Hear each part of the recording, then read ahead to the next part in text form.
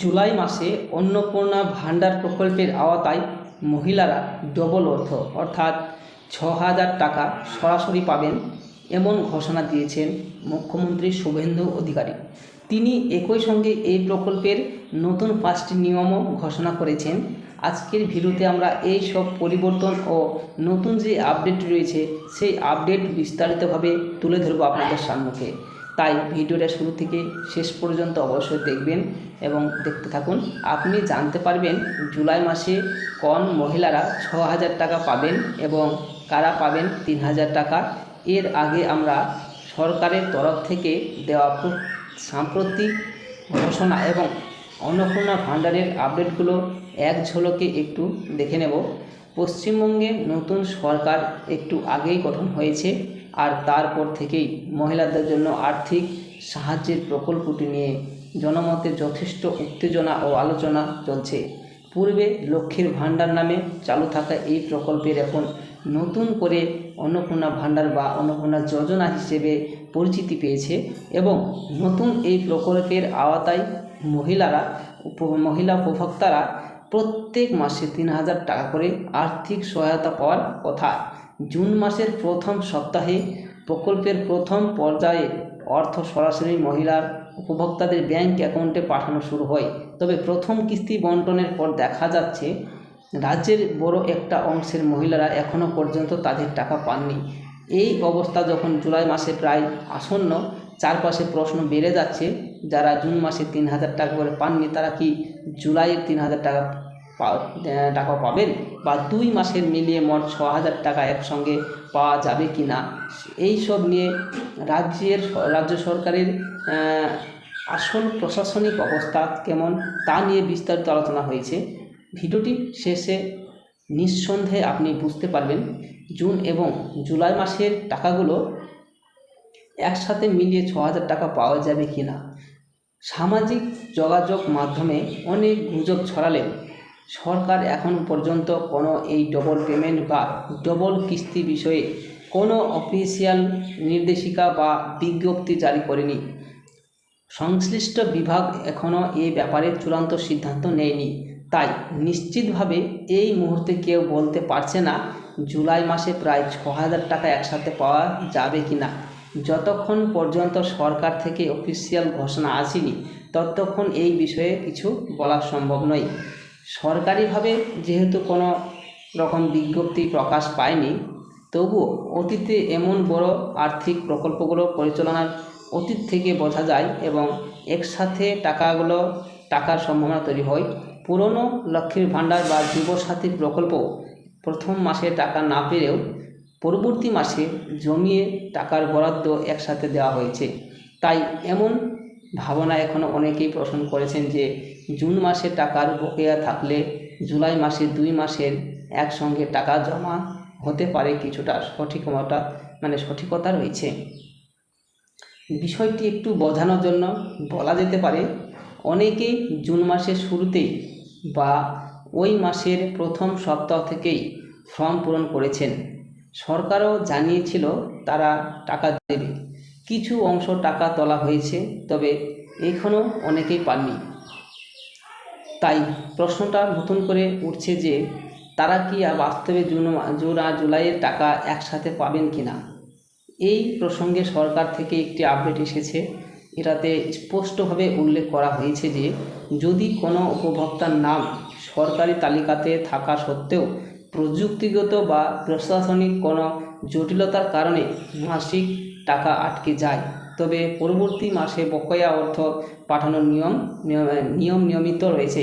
তাই যদি নতুন সরকার যাচাইকরণ প্রক্রিয়া শেষ করতে একটু দেরি করে থাকে এবং এজন্য জুন মাসের টাকা আটকে থাকে, তাহলে জুলাইয়ের কিস্তির সঙ্গে এই বকেয়া অর্থ মিলিয়ে এককালীন ৬,০০০ টাকা পাওয়ার বা একটা শক্ত সম্ভাবনা তৈরি হয়ে যায়। তবে এই সম্ভাবনা বাস্তবায়িত হয় কিনা সেটার জন্য অপেক্ষা করার উপায় নেই। কিছু সময় আরও অপেক্ষা করতে হবে। দ্বিতীয় দিকে এতে আরও একটা বিষয় পরিষ্কার হয় যে এই আটকে থাকা টাকার পেছনে রয়েছে স্পষ্ট প্রশাসনিক কারণ।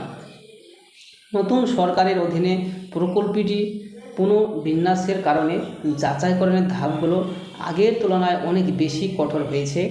নির্বাচনী তালিকা থেকে শুরু করে ব্যাংকিং ডেটা যাচাই, আবেদনকারীকে খতিয়ে দেখা, এসব পার হওয়ার জন্য বর্তমান সরকার একাধিক স্তরে স্ক্রিনিং চালাচ্ছে।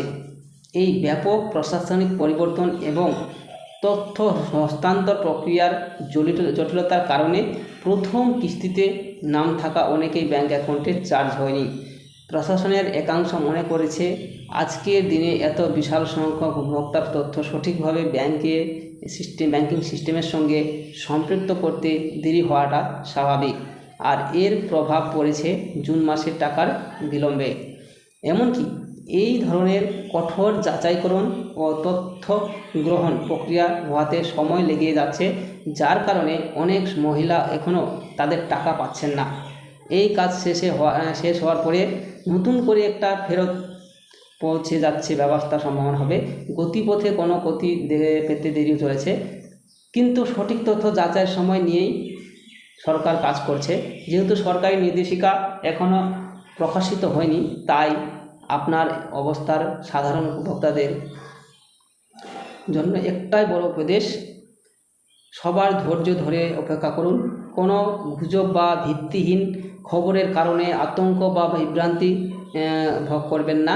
ব্যাংকিং প্রক্রিয়ার নিয়ম মতো চলছে কিনা সেটা নজর রাখুন। সঙ্গে আপনার অ্যাকাউন্টের সঙ্গে আধারের লিঙ্ক রয়েছে কিনা, ডিবিটি লিঙ্ক ও কেওয়াইসি লিঙ্ক সক্রিয় রয়েছে কিনা, এইসব বিষয় নিজেরা ভালো করে দেখে নিন। সব কিছু সঠিক থাকলে সরকারি ঘোষণার পর টাকা আপনার অ্যাকাউন্টে যথাযথ সময়ে পৌঁছে যাবে। শেষ পর্যন্ত প্রশাসন একটি সতর্কবার্তাও জানিয়ে দিয়েছিলেন, কারণ নতুন প্রকল্প চালু হওয়ার পর থেকেই বিভিন্ন অবৈধ মাধ্যম থেকে মিথ্যা তথ্য ছড়িয়ে পড়েছে, যা বিভ্রান্তিকর।